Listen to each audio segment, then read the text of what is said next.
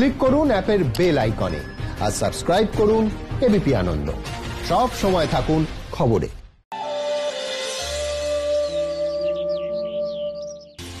এক ঝলকের পর ফিরে এলাম আনন্দ সকাল নিয়ে। আনন্দ সকালে এর আগেও যে খবরের দিকে আমাদের নজর ছিল বৃষ্টি, যেমনটা তুমি জানিয়েছিলে এবং আমরাও দেখিয়েছি যে ছবি, যে গতকাল কিন্তু বিজেপি যুব মোর্চার নবান্ন অভিযান ছিল এবং সেই অভিযান ঘিরে কিন্তু কার্যত রণক্ষেত্রের চেহারা নেয় হাওড়া এবং কলকাতা। এবং বিক্ষোভকারীদের ছত্রভঙ্গ করতে গতকাল পশ্চিমবঙ্গে প্রথমবার জল কামানে ব্যবহার করা হয় রঙিন জল, যা ঘিরে তুঙ্গে বিতর্ক। জলে মেশানো ছিল রাসায়নিক, অভিযোগ করেছে বিজেপি। জল কামানে হোলির রং, দাবি মুখ্য সচিবের। বেগুনি রঙে রঙিন রাজপথ, তবে অকাল হোলি নয়। নবান্ন মুখে বিজেপি কর্মীদের ছত্রভঙ্গ করতে বৃহস্পতিবার এভাবেই জল কামানে রঙিন জল স্প্রে করল পুলিশ। পশ্চিমবঙ্গে কোনো বিক্ষোভ কর্মসূচি সামলাতে যা প্রথম। তীব্র গতিতে রঙিন জলের তোড়ে পড়ে যান একাধিক বিজেপি নেতা কর্মী। ব্যারিকেডের ধারে দাঁড়িয়েছিলেন রাজু বন্দ্যোপাধ্যায়। কিছু বুঝে ওঠার আগে রঙিন জল এসে পড়ে তার গায়ে। বেগুনি রঙে রাঙা হয়ে যান তিনি।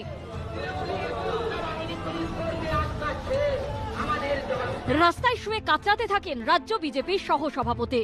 তাকে একটি বেসরকারি হাসপাতালে নিয়ে যাওয়া হয়। বিজেপির অভিযোগ, জলে রাসায়নিক মেশানো ছিল।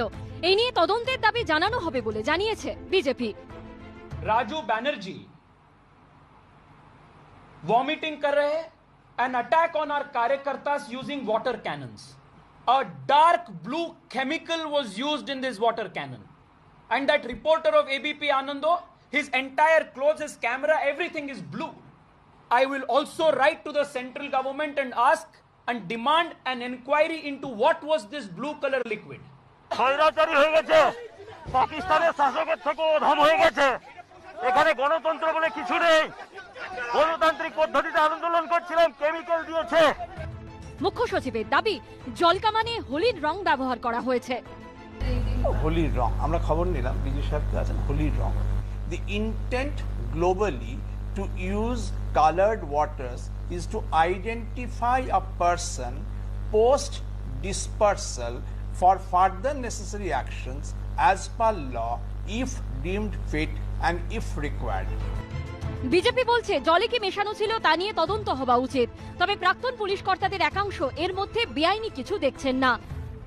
আপনি ধরুন একটা ক্রাউডকে আপনি ডিসপার্স করলেন, জল কামান দিলেন, তারপর ডিসপার্স করলেন। এবারে আপনার যদি পরবর্তীকালে কারা নিয়েছিল অ্যারেস্টের প্রশ্ন হয়, তারপরে তো ওই জামা দেখেই বুঝতে পারবেন যে যারা ছিল আর এটা বোঝা যায় আর কি, যে কারা কারা এটা এসছে আর কি। এটাই আর আর কিছু না, এর উদ্দেশ্য এটাই। আমাদের এখানে আগে এটা আমার মনে নেই, তবে এটা অন্য জায়গায় হয়েছে। বিজেপি বিষয়টি নিয়ে সরব হলেও সিপিএম এসব রং জলকে গুরুত্ব দিতে নারাজ। কি হবে, নীল লালে কি ব্যাপার আছে? জল কামান তো জল কামান, কত জল কামান আমরা দেখেছি, ছাত্র যুবরা তো দেখেছে ভালো করে। ওই জল কামান ফল কামান মোকাবিলা করেই হয়েছে লড়াই। এখানে বিজেপি যা করছে আর এখানে পুলিশ যা করছে, কেন্দ্রের যে সরকার আছে তারা কিসে কম যায়? বিক্ষোভকারীদের চিহ্নিত করতে পশ্চিমবঙ্গে এই প্রথম জল কামানে রঙিন জল ব্যবহার করা হলেও এর আগে দিল্লি পুলিশকে আন্দোলনকারীদের রুখতে রঙিন জল স্প্রে করতে দেখা গিয়েছে। শুধু ভারত নয়, ঢাকা থেকে শুরু করে হংকং, মিশর থেকে শুরু করে দক্ষিণ আফ্রিকাতেও বিক্ষোভকারীদের ছত্রভঙ্গ করতে এ ধরনের রঙিন জলের ব্যবহার করতে দেখা গিয়েছে। রং মানেই যে সেটা খারাপ সেটা তো নয়। কিছু ভেষজ রং আছে যেগুলো, শুধু ভেষজ কেন, কিছু রাসায়নিক রং আছে সেগুলোরও কোনো সেরকম ক্ষতিকারক প্রভাব মানুষের শরীরের উপর নেই। আবার কিছু রং আছে যার কিছু ক্ষতিকারক প্রভাব আছে। তবে আমার মনে হয় সরকারিভাবে যে রং ব্যবহার করা হয়েছে তারাও নিশ্চয়ই জানেন কোন রং ক্ষতিকারক আর কোন রং ক্ষতিকারক নয়। জলকামানের রঙিন জলের ব্যবহার ঘিরে এবার তুঙ্গে তরজা। অর্ণব মুখোপাধ্যায়, সমিত সেনগুপ্ত ও উজ্জ্বল মুখোপাধ্যায়ের রিপোর্ট, এবিপি আনন্দ। নজর রাখছি পরের খবরে। রেল কর্মীদের জন্য স্পেশাল ট্রেনে সাধারণ যাত্রী ওঠা নিয়ে ধুন্ধুমারের পর আজ সোনারপুর স্টেশনে কড়া নিরাপত্তা।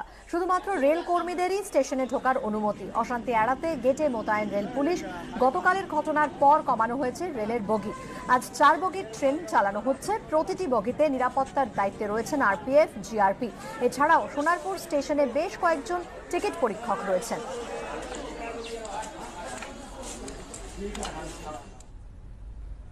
আর এবার চোখ রাখবো বাঁকুড়ার খবরে। বাঁকুড়ার জয়পুরের সুপুর গ্রামে দেওয়াল চাপা পড়ে 2 ভাইয়ের মৃত্যু, গুরুতর জখম বৃদ্ধ বাবা। স্থানীয় সূত্রে খবর, 60-70 বছরের পুরনো মাটির বাড়িটিতে থাকতেন বাবা ও 2 ভাইয়ের পরিবার। গতকাল রাত 1টা নাগাদ আচমকাই ভেঙে পড়ে বাড়ির একাংশ। সবাই বের হলেও ঘরে ছিলেন 95 বছরের গৃহকর্তা। বৃদ্ধকে বের করে আনতে বাড়িতে ঢোকেন তার 2 ছেলে সন্তোষ এবং বিকাশ। সেই সময় গোটা বাড়িটি হুড়মুড়িয়ে ভেঙে পড়ে। ধ্বংসস্তূপ থেকে ঘণ্টা 4 পর বৃদ্ধ বাবাকে জীবিত অবস্থায় বের করা সম্ভব হলেও উদ্ধার হয় 60 এবং 55 বছরের 2 ছেলের মৃতদেহ।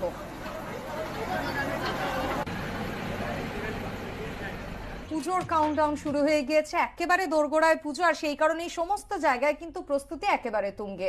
হিন্দুস্তান ক্লাবের এবারের বিষয় ভাবনা প্রাণবায়ু। এবার 58তম বছর, প্রস্তুতি চলছে জোর কদমেই।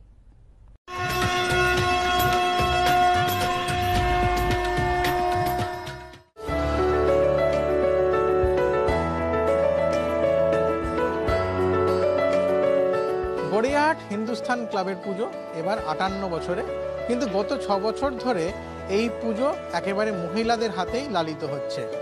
গত বছরের থিম ভাবনায় ছিল আদি রসের কথা, যেখানে আদিবাসীদের সংস্কৃতি, তাদের হাতের কাজ উঠে এসেছিল। আর এবারে থিমের ভাবনায় রয়েছে প্রাণবায়ু।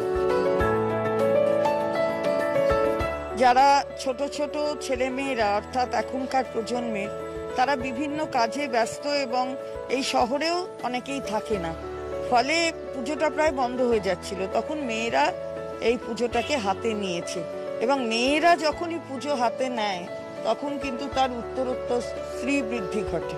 এটাও কিন্তু তাই। এবারের ভাবনায় প্রাণবায়ুতে অবশ্যই বুঝতে পারছি যে বায়ুর একটা খেলা আছে, যে বায়ু আমরা সবসময় নিচ্ছি শ্বাস প্রশ্বাসে। তো তাই আমরা একটা ফুসফুস বানাচ্ছি, একটা বিশাল বড় হিউম্যান লাংস বানানো হচ্ছে এবং তার ভেতর দিয়ে যে ক্রাইসিস, এই যে ক্রাইসিসের মধ্যে দিয়ে আমরা গেলাম, যে একটা ভয় ভীতির মধ্যে দিয়ে, তো সেইটা উত্থান পতন করার জন্য আমরা একটা ওয়ালিং ক্রিয়েট করছি, সেই ক্রাইসিসের ওয়াল, এবং দেবী থাকছেন আমাদের সবকিছু আগলে। হিন্দুস্তান ক্লাব তাদের পুজোর যে থিম ভাবনা সেটা আবর্তিত হচ্ছে এবং অবশ্যই এবারের অতিমারী পরিস্থিতিতে আরও বেশি সাবধানী পুজো কর্তৃপক্ষ। সঞ্চয় মিত্র, এবিপি আনন্দ, কলকাতা।